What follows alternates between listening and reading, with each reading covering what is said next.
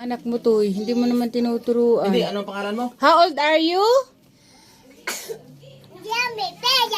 Ilan taon ka na? Oh, di ba? Ano English nga sa pusa? Galing. Sa aso? Sa kambing?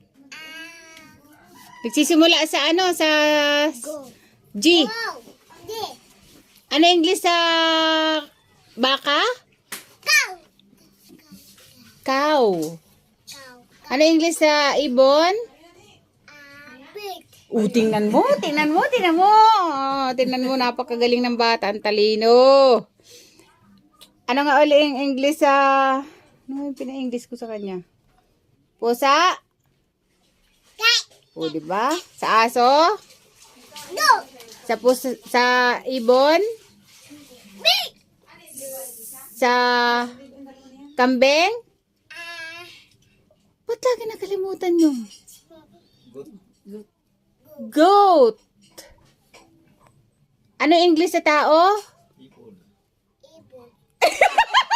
Ipot.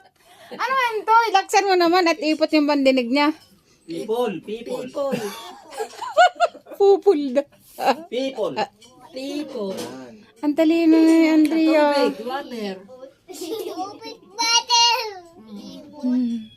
Matalino yan. Ano yung English sa bata? Children.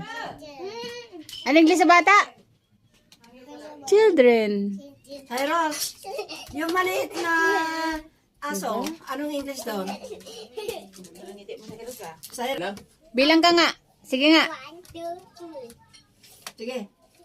Huwag ka maglaro. Ano lang, nakatingin lang dapat dito. Bilang ka. Count. Bilang. 1,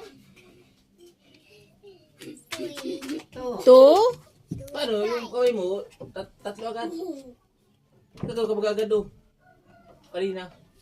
Hindi ako minamali ni Tutoy.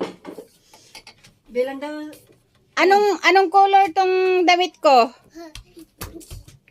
Anong color yon? Yun, itong cortina. Anong color yon? Pink. Galing. Ito. Pinky. Pink din. Damit. Green. Ito. Green. Dila. Dilaw. Ito, anong kulay? wag mo Tagalogin. Bayak. Black. Yan. Kulay yan. Hindi natulog ni Papa. Blue. Bio. Biyo. Yung damit. Damit mo daw. Ayun. Anong kulay yun? Green. Green. Talino.